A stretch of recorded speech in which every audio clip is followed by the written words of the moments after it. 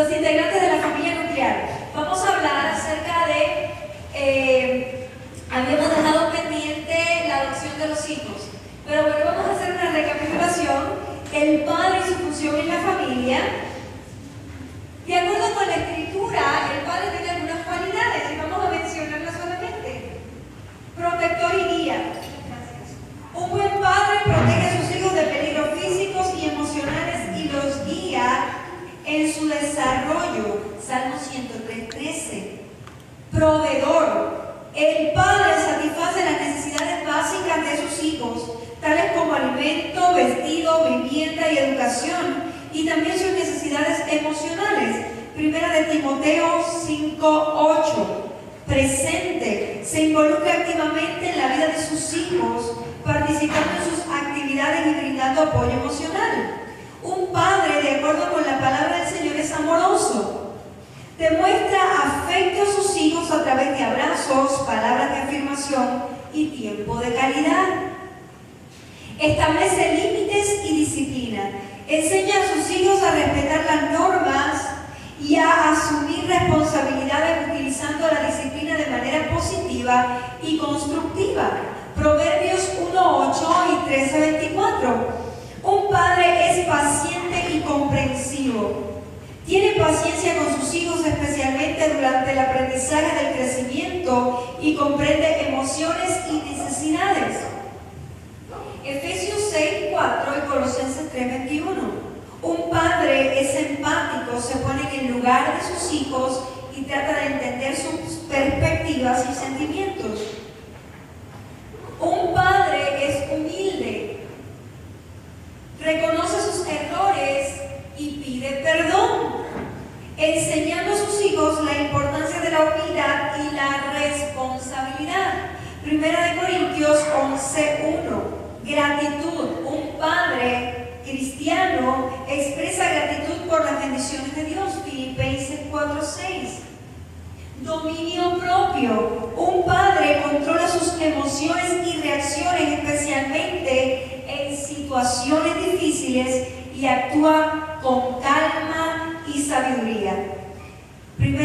Segunda de Pedro 1:6 al 7, segunda de Timoteo 1:7 y Gálatas 5:22 al 23. Un padre tiene cortesía, trata a sus hijos y a los demás con respeto. Proverbios 15:1, Romanos 12:10 y Efesios 4:32. Fomenta la comunicación. Mantiene una comunicación abierta y honesta con sus hijos, escuchando sus preocupaciones y respondiendo sus preguntas. Un padre modela a Cristo. Sus acciones y comportamientos manifiestan el carácter de Cristo y es ejemplo para sus hijos.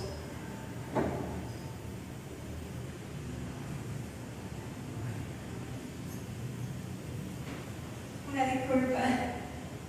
La madre y su función en la familia cristiana. En la Biblia, la figura de madre es vista como una fuente de amor, guía, enseñanza y fortaleza, con cualidades que se describen en el fruto del Espíritu. Se destaca también por su papel en la crianza de los hijos, la transmisión de principios y formación de un lugar lleno de fe. Una madre tiene amor incondicional, demuestra amor profundo y abnegación hacia sus hijos. Una madre es ejemplo de enseñanza y guía. La madre, junto al padre, tiene el deber de enseñar la fe en el Señor a sus hijos. Una madre expresa servicio y humildad. Una madre consagrada a Dios es servicial, ya que vela y prioriza las necesidades de su familia por encima de las suyas. Una madre expresa diligencia y administración. Una madre es prudente en la administración de los recursos que Dios ha entregado a la familia. Proverbios 31. Fortaleza y valentía. Una madre puede ser firme, mostrando esperanza y fe en medio de la adversidad.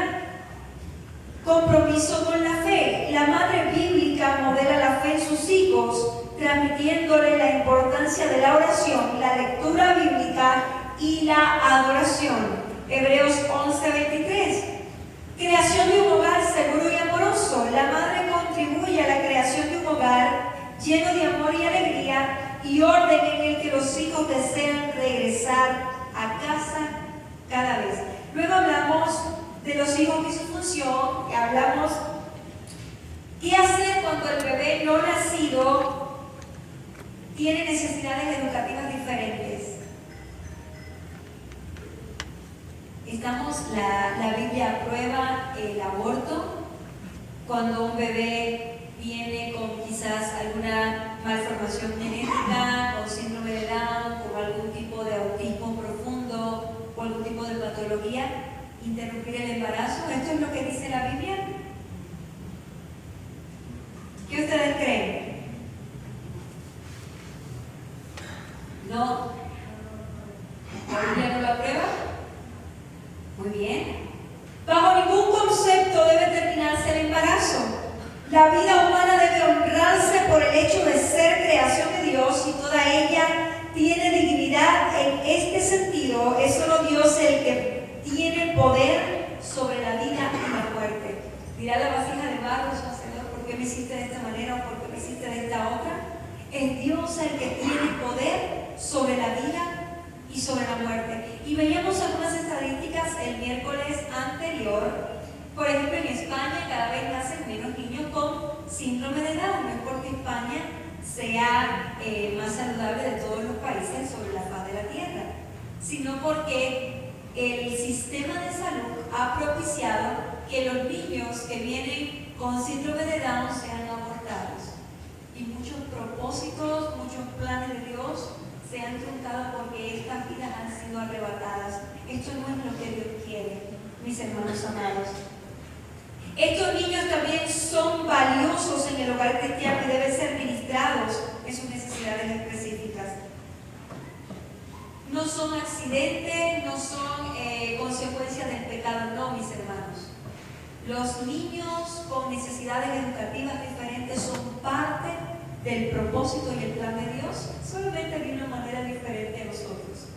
Así que si usted conoce a alguien que está esperando un bebé con necesidades educativas diferentes, o tiene un bebé de esta manera, o un hijo así, pues puede ser una oportunidad de compartir el evangelio y de ministrarle.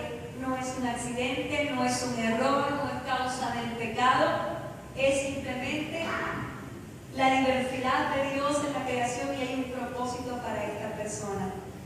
Ahora, vamos a hablar de los hijos adoptados, y aquí fue donde nos quedamos, porque a veces la adopción nos suena como que rara, nos suena como que no, y hay un estigma en cuanto a la adopción.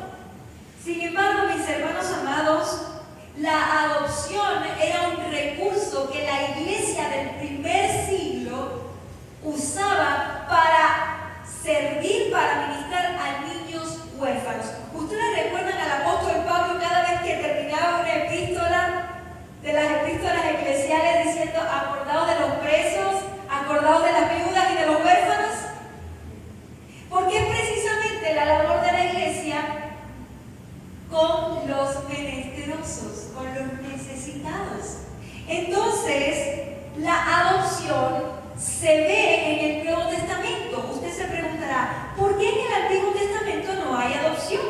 Solamente casos de adopción, pero que muy velados, muy muy tácitos, lo vemos en el periodo del exilio, en el periodo, específicamente en el libro de Esther nosotros vemos una adopción.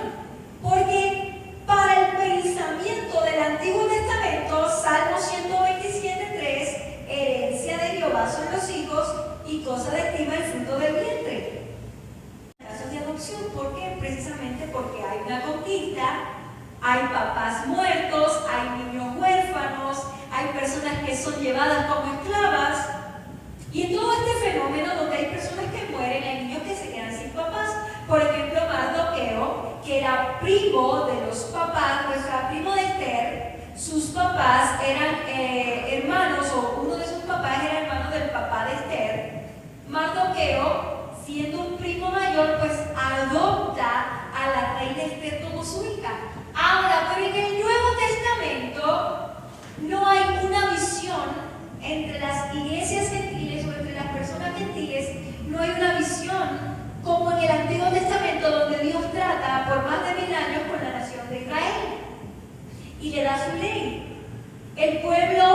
gentil que viene a los pies de Cristo no conoce la palabra del Señor.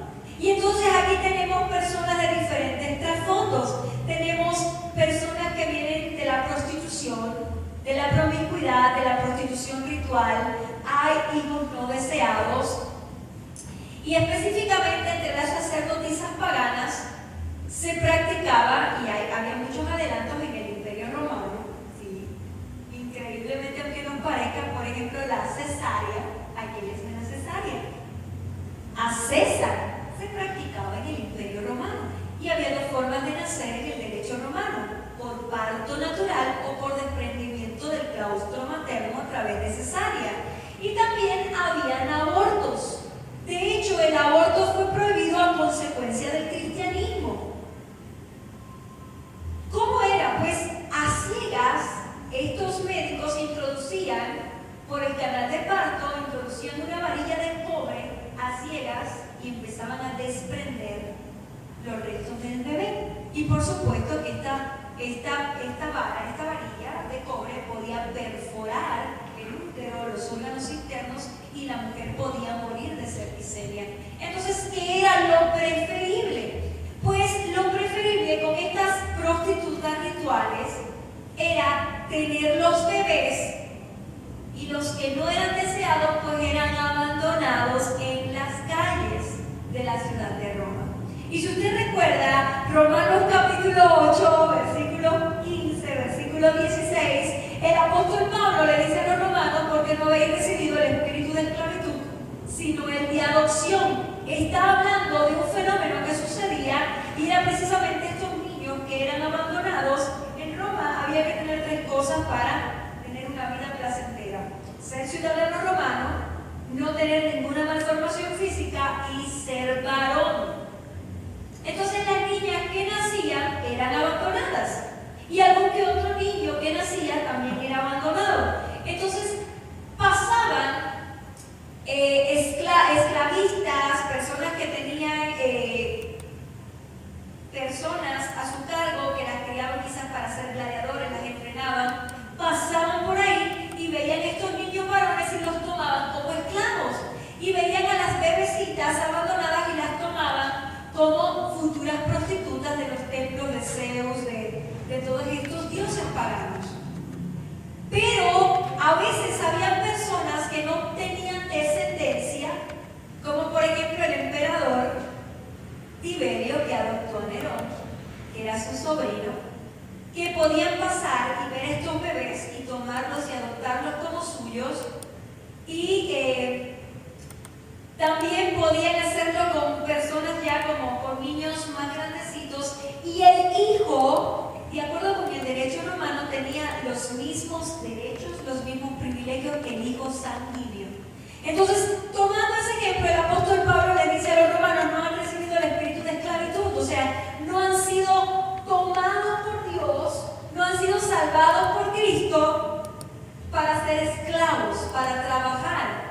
Ustedes han sido adoptados como hijos, porque el Espíritu de Dios da testimonio, por el cual clama: Abba, Padre.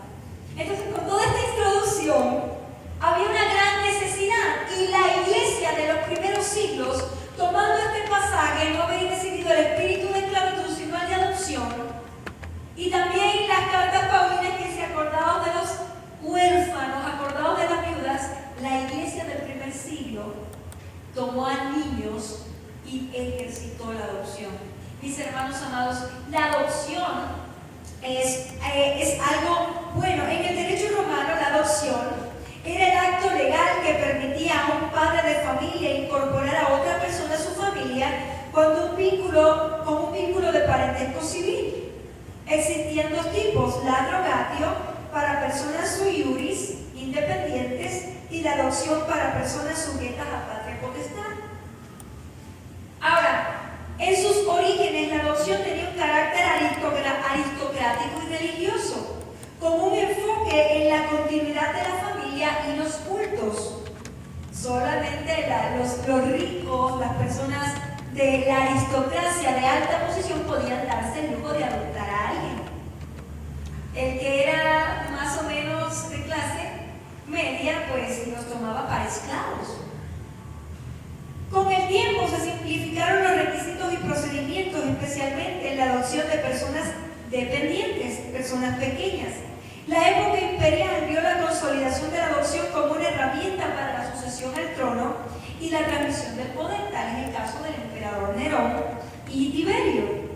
Finalmente se convirtió en un acto más accesible y menos formal, aunque siempre con la supervisión del Estado. Y este fue el medio por lo que la Iglesia de los primeros siglos lo vio como un acto de caridad, un acto de compasión, hermanos amados.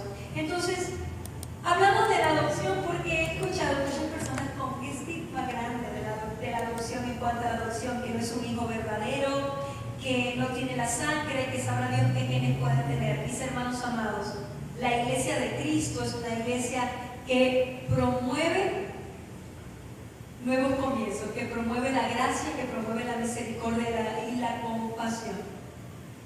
Si hay alguna duda con respecto a la adopción, puede usted tener en claro, tener en mente que la Biblia apoya la adopción como un acto de compasión, un acto de misericordia. Ahora, la adopción y la Biblia, como les decía, en la sociedad hebrea no era común, porque no había hijos no deseados. Sin embargo, en el Nuevo Testamento sí. Ahora, la iglesia del primer siglo acogió a los niños abandonados por los ciudadanos del imperio y les dio hogares sólidos, ya que muchos de ellos eran tomados como esclavos.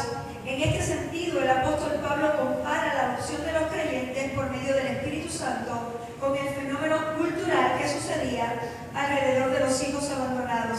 Cabe entonces señalar que en el hogar cristiano, si hubiera hijos adoptados, entonces ellos tienen el mismo estatus familiar que los hijos biológicos y están incluidos en el propósito de Dios para la familia redimida. ¿Alguna pregunta, algún comentario hasta aquí?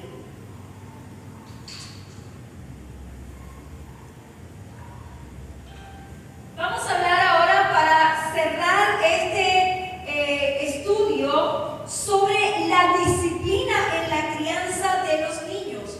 La Biblia dice que Dios al que ama disciplina.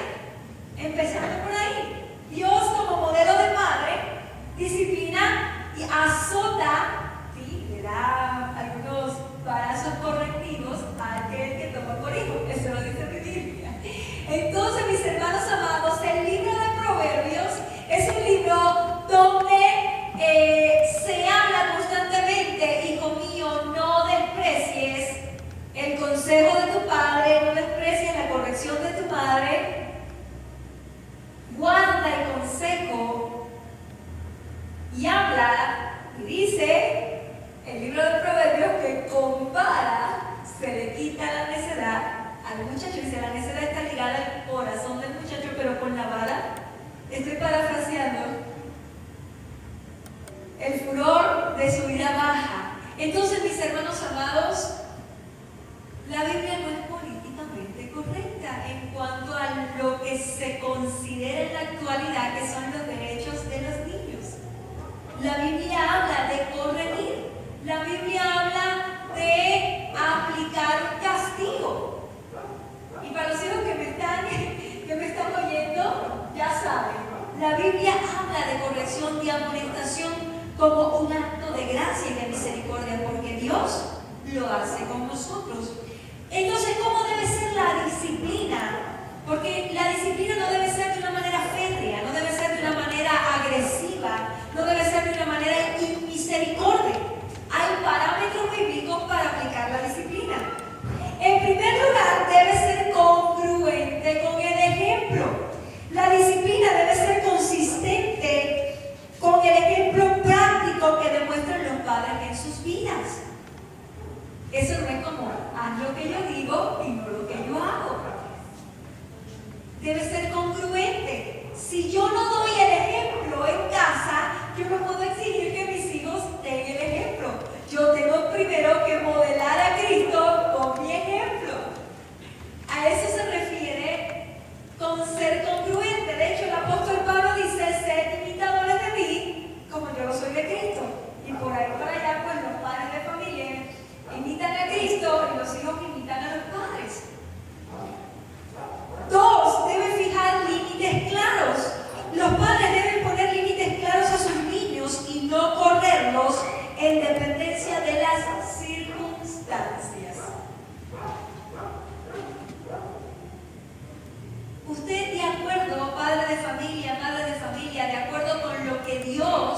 le haya hecho sentir o le haya indicado para criar a sus hijos los límites que usted haya puesto, no los corra.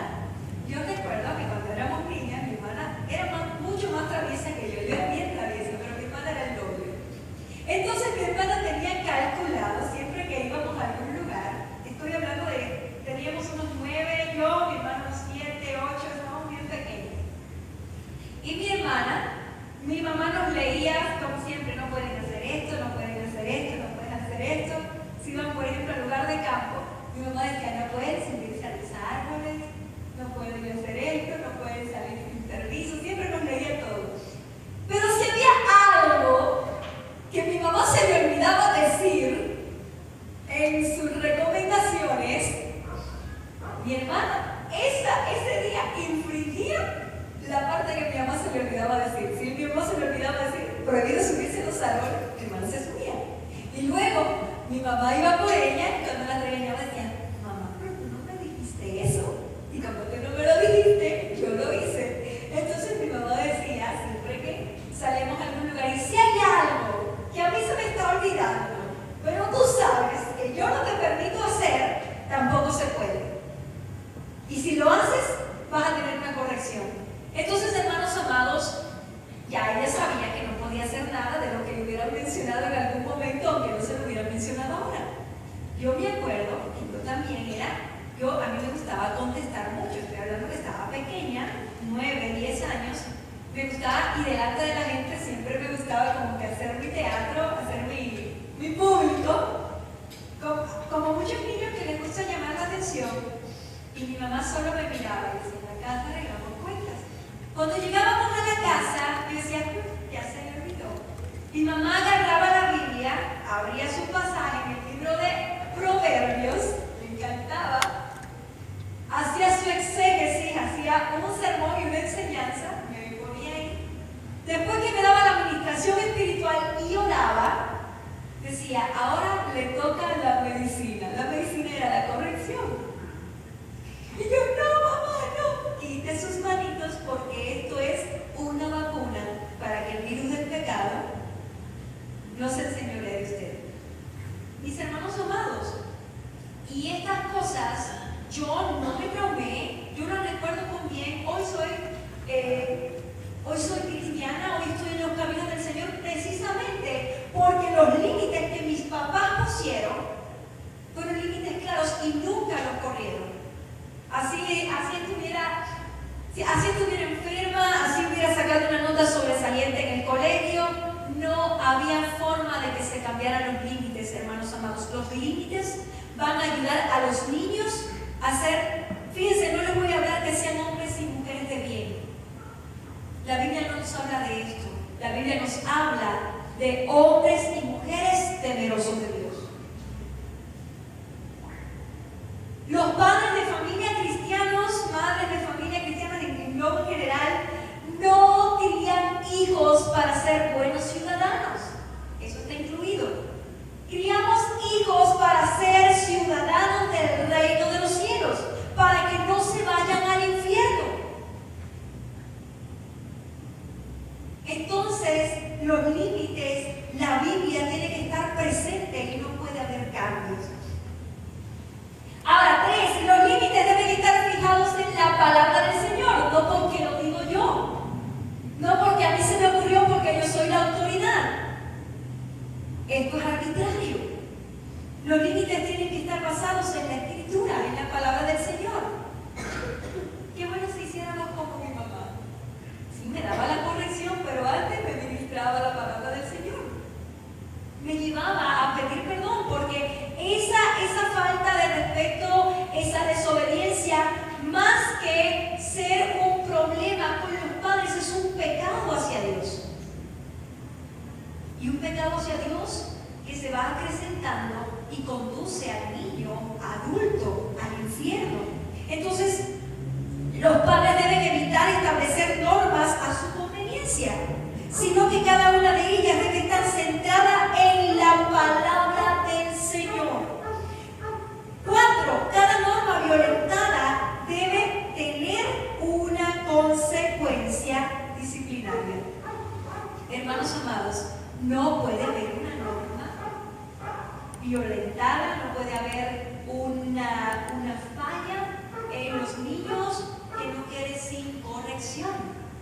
tiene que ser corregida. No todas las fallas, no todos los problemas que hacen deben ser castigados con la vara. Hay algunos que con una administración espiritual, con un acercamiento a Dios, un tiempo de oración, pueden ser corregidos, otros con un castigo. Yo recuerdo algo importante, hermanos amados, que mis papás tenían una regla, y es: nunca castigamos con servir al Señor. Por ejemplo, nos portábamos mal. A mí me fascinaba tocar el piano, me encantaba tocar el piano, nunca me castigaron el piano, porque ese era mi servicio al Señor, eso no me lo quitaron. ¿Con qué me castigaban? Con otras cosas, como por ejemplo jugar en la computadora, no hacer tareas, eso es parte de mis deberes. A mi hermana con ver televisión, cada vez que la castigaban, por ejemplo, de 12, 13 años, que ya estábamos grandecitas, nos castigaban, por ejemplo, con la televisión, una película que queríamos ver, nos portamos mal, consecuencia, no puedes hacerlo. O algo que estábamos esperando, que era parte de nuestro esparcimiento, de nuestro ocio, pues nos decían, pues no se puede, porque esto es consecuencia de tu pecado. Pero nunca nos castigaron con las cosas que eran para servir al Señor. Entonces, este es mi consejo. Las normas que violentan sus hijos, nunca las castiguen, pues no puedes hacer esto en la iglesia, o no puedes hacer esto, no puedes tocar, en el caso mío no puedes tocar el piano. ¿Por qué? Porque ese niño va creciendo y hay un periodo de frialdad espiritual en la adolescencia, y ese niño al que están castigando, por ejemplo, con la danza, con el piano, con el instrumento, o con servir al Señor, toma ventaja y dice, pues me voy a portar mal, total, si no quiero ir a la iglesia y no quiero tocar. Entonces, la rebeldía va a ser para que lo dejen castigado en casa y no ir al culto. Hermanos, el servicio a Dios, la devoción a Dios, eso es sagrado. Con eso no se castiga, eso es importante. Otras cosas que no, tampoco con cosas que reporten para el crecimiento. Dejar de hacer tareas, pues no. Dejar de usar quizás el computador, la laptop para hacer un trabajo de la escuela, tampoco. Necesita crecer, necesita desarrollarse. El castigo, la corrección debe estar enfocada a cosas que tienen que ver con el ocio, ni con el servicio, ni la adoración a Dios, ni con el desarrollo intelectual y el crecimiento del niño. Por último, la enseñanza de la palabra de Dios es fundamental. Los niños deben ser disciplinados en la palabra de Dios en todo momento. Hermanos amados, este es mi ánimo para usted, padre, madre de familia, en esta hora. Que usted no deje pasar ninguna oportunidad de educar, de enseñar a sus niños en la palabra del Señor. Tengo una sobrina, seguro que ustedes ya la han visto en los estados de WhatsApp. Ashley tiene 2 años, este año en septiembre cumple 3, y me da mucha risa porque ya estuve viendo unos videos donde la ponen de rodillas y antes de dormir, pues mi hermana y mi cuñado oran con Ashley, y ahí se escucha, Ashley habla un poco mucho, ya saben cómo hablan los niños de 2 años, pero ahí Ashley ora al Señor, porque están enseñándole a esta niña pequeña, están enseñándole principios bíblicos, a depender del Señor, a vivir por fe, en todo momento contar con el Señor. Hermanos amados, la oración tiene que ser un hábito, la lectura de la palabra de Dios tiene que ser un hábito. Mi hermana y yo estábamos pequeñas, no queríamos leer la Biblia. ¿Saben por qué? Porque como la Reina Valera y las versiones populares no tienen dibujos, era muy aburrido leer Biblias, pero ya mi papá no quería que estuviéramos con las Biblias ilustradas. Y todo el tiempo nos regañamos por no leer la Biblia. ¿Y saben lo que se le ocurrió a mi papá? Llegó a casa con un billete de $1 y dijo, se van a ganar uno de estos por cada 10 capítulos que lean. Y nosotros dijimos, tremendo, la vamos a hacer. Pero mi papá dijo, un momento, ustedes van a leer, pero cada 10 capítulos que ustedes lean yo les voy a hacer preguntas de la Biblia. Hermanos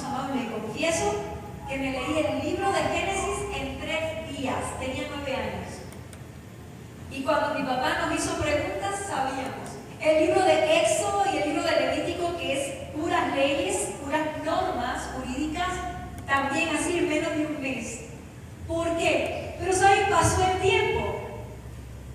tiempo y el Señor me tocó. Y dije, papá, ya no me des más dinero, la Biblia la tengo que leer yo porque alimento espiritual para mi vida. Y mi hermana que estaba escuchando, pero estaba más pequeña, tenía unos 8 años, dice, papá, pero a mí sí me siguen pagando, a mí sí me gusta. Hermanos amados, hoy mi hermana y yo en la adultez leímos la palabra del Señor. Todo lo que hacemos tiene que estar fundamentado en la palabra del Señor. Tome tiempo, 15, 20 minutos, en dependencia de cuán pequeños son sus hijos, para hablar de la Biblia. Lo que Dios ha ministrado en el día, siéntese con ellos y digan, oren y digan una pequeña reflexión. Hermanos amados, ustedes son responsables de esos niños que Dios ha puesto a su cuidado. ¿Alguna pregunta? ¿Algún comentario? ¿Algo que se nos esté quedando?